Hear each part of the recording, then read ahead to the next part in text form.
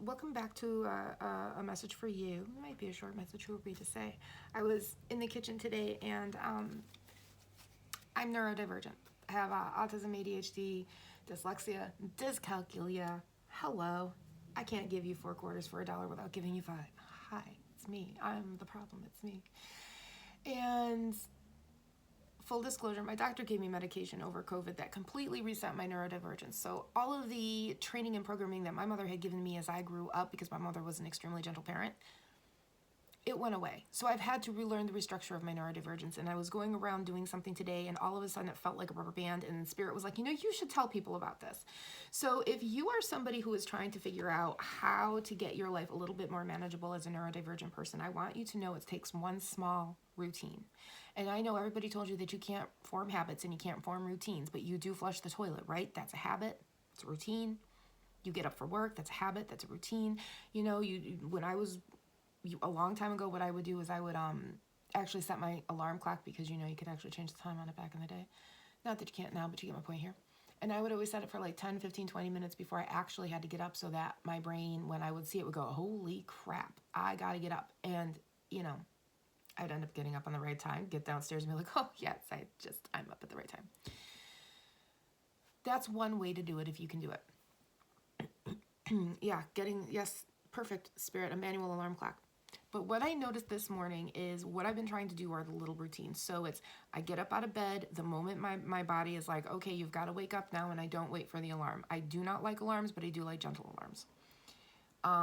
And so that was my first routine. My body is telling me it's time to wake up.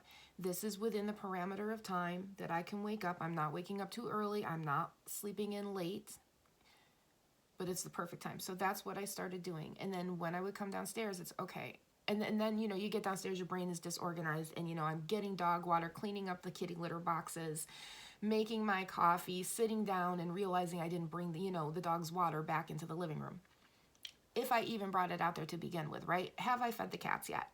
So this morning, and this has been going on for the past few days, I've been getting up, going into the kitchen. The dog's not downstairs yet, so he's doing his thing. I know he's ready when he starts barking at whatever's out in the window. And so I went downstairs. I went to the loo. I went into the kitchen. Mind you, we all wash our hands afterwards. Went into the kitchen. Looked at the cats, got them some food, got them some water, remembered, oh, I've got to go into the living room and get the water for the cats and the dog, because I have water in the living room for them. And I grabbed that and I went into the other room, and then Douglas came downstairs.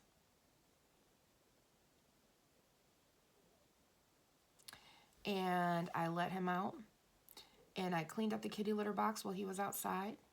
And then he came in, and I do the little poop bags, and I throw it in the trash. And I threw that in the trash, and my brain got like this little bit of confused, and then it felt like a rubber band went whoop,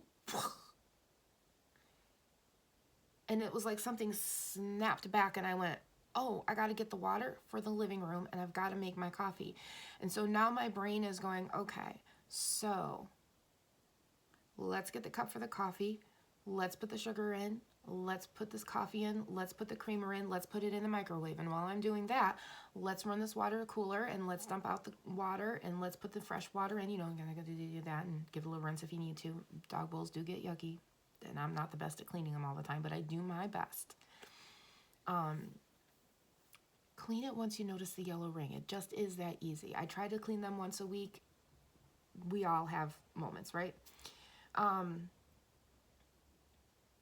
And then I took that and I put it on the counter, and something said, put it in the living room now.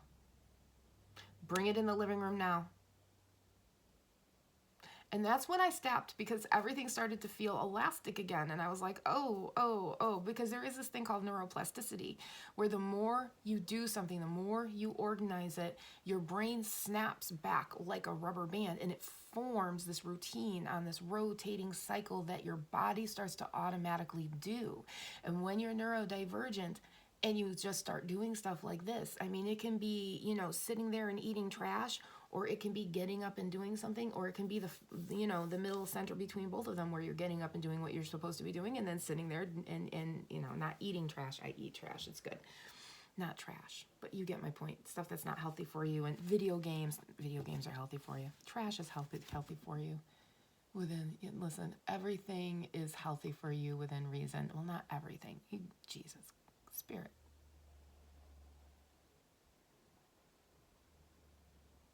Got a little overcomplicated in there. So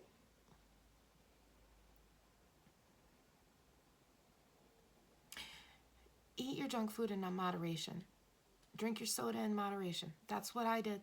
That helped me. If you're addicted to food, take note of that.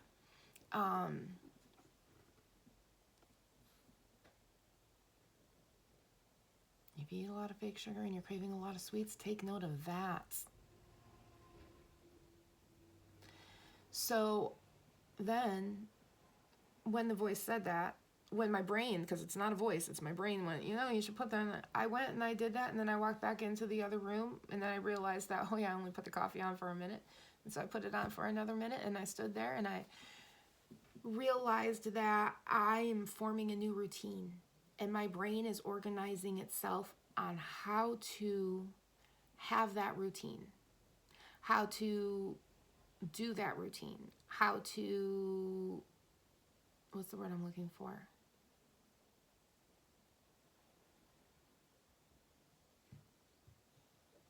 How to build the road for this routine. Okay, so how to build the road for the car of this routine to drive down it. I hope that made sense to somebody. And that's what my brain was doing today. And I wanted to share that with you, because a lot of times with neurodivergent people, they tell you, you can't do this and you can't do that. And we'll believe them because we're so downtrodden that we just believe that we can't do stuff, right? Well, we know the rules. We know the rules, and we can do anything that we set our mind to. Yeah, because look at that. We're the king. We're the king of swords. And we don't hang around often. We like to jump off and do different things. And one of the things that I always tell people is that if it's video games or doing the dishes, you're always going to be excited to play the video games, but you're never going to be excited to do the dishes. So you have to start thinking about things differently. Like, one of the big things I did was, if I sit here and play these video games, because I'm going to play them for 2, 3, 4, 6 hours, and then I get up and I go into the kitchen and there's dishes, how upset with myself am I going to be? I'm going to be really angry with myself. I'm going to be really, really upset with myself. So what I started doing was stopping myself and going, listen, there is no me wanting to do this. And this isn't a lack of dopamine. It's literally, because I'm telling you, lack of dopamine means that you can't even play video games. It means you are so stressed out that you can't function, and all you can do is sit there in freeze mode. That's not having any dopamine. I've had that. Dopamine means your dishes aren't getting done, you're not feeding yourself, you're turning the TV on to something and you're not even watching it because your body is overstressed and you have nothing to help yourself.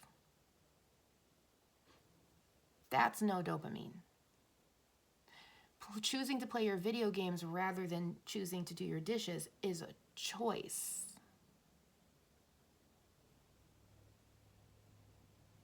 You know what I mean, Jelly Beanin'? So we have to make that choice to stop and say, I'm going to be upset with myself later if I don't do this now. Because neurodivergence is a balance of what you want to do and what you just know you have to do. And I'm going to tell you, honestly, the one thing I have discovered is I am the only one that can tell myself what to do. I am the only one who can look at my defiance disorder and go, are we really going to be defiant, or are we going to go in there and do the dishes? Now, if we have a countertop full of dishes and it's confusing because you have dyscalculia and you can't make your way around that, that's okay. There was a period of time where I had so many dishes to do, I had to put dishes on the washer and dryer so it could visually look less, so I could accomplish something and feel accomplished. So if you have to do that, that's okay. If you have to live with paper plates, that's fine. But then you've got to deal with the garbage that you've got to take out. So be ready for that one. So if you can even that out, you do it. There's also the idea of what my mom used to do was just, you're going to slim it down to this is how many plates, this is how many forks, knives, whatever. And that way, that's all you ever have to clean. But, like a friend of mine said, if you get that many dishes, just do 5. My theory is don't take more out of the cupboard. Do the dishes you need to cook with. And then if you can do a couple more while those are cooking, do a couple more. Tomorrow, try to put them away, because remember, you're the only one that can tell yourself what to do. You're the only one who can look at your defiance disorder and go, no, we have to do this. The boss said to do this. They're not asking anything unreasonable. I have to put my best foot forward and say, this is just something I've got to do, and not be salty about it. Because it's your own salty attitude that will get in your way all the time, and you'll just sit there and go, well, you know what? I would just rather play video games. Now, the other thing you've got to ask yourself is, after you ask yourself how much you're going to be upset with yourself for not playing video game, for not going to do the dishes and playing video games, what will it feel like? This is the next question, okay? What will it feel like if you do the dishes, even if you're only doing 5 or 10, depending on, what your situation is? Or maybe, you just have a few dishes and you can do them all. It won't take long. And don't sit there and go, well, I can do them later, because later on you're going to go, oh God, I should have done them earlier. So when you're sitting there and you're going, okay, well, I'd rather play video games than do dishes. Think in your mind about, if I go and do dishes now,